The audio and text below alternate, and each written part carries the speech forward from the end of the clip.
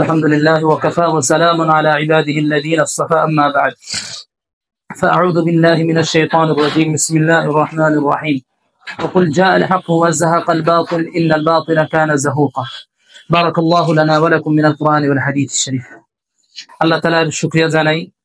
দ্বিতীয়ত আমি মোবারকবাদ জানাই সুলতান মাহমুদ বিন সিরাজকে ইত্তেহাদ টিভির পক্ষ থেকে আজকের আয়োজনকে। ওনার আরজ আমার কাছে 2 মিনিটে কোনো একটা বিষয় উপস্থাপন করার জন্য। উনি আমাকে যে বিষয় দিয়েছেন বিষয়টা হচ্ছে বর্তমান সময়ে রাজনীতি সম্পর্কে উলামায়ে কেরামের কি ভূমিকা রাখা চাই। আসলে সিয়াসত ইসলামের একটা অংশ। রাসূল করিম সাল্লাল্লাহু আলাইহি ওয়াসাল্লাম নীতি মানুষের মধ্যে প্রতিষ্ঠা করার জন্য যে ফিকির করেছেন, এই নীতিটাকে মানুষের কাছে পৌঁছে দেওয়ার যে মাধ্যম, এটা হচ্ছে সিয়াসত।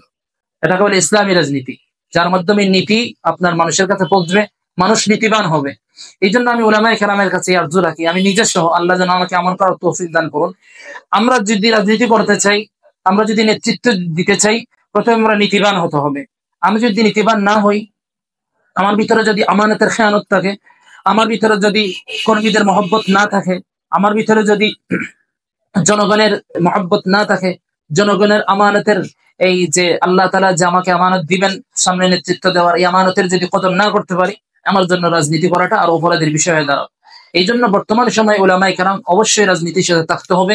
রাজনীতি ইসলামের একটা অংশ। মাদ্রাসা যেরকম থাকবে, রাজনীতি এরকম থাকবে।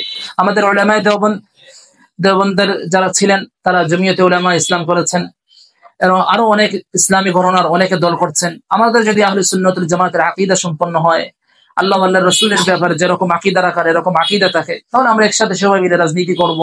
তবে আমাদের রাজনীতি হতে হবে পরিপূর্ণ কোরআন ও সুন্নাহর আলোকে। কোরআন ও সুন্নাহ থেকে বের হয়ে নিজের ব্যক্তিগত মতামতকে সামনে রেখে রাজনীতি যদি কেউ করতে চায়, তাহলে এটা ইসলামী রাজনীতি হবে না, এটা হয়ে যাবে নিজের মন মতো রাজনীতি। এই জন্য রাজনীতি করতে হবে পুরা কোরআন ও সুন্নাহকে সামনে রেখে।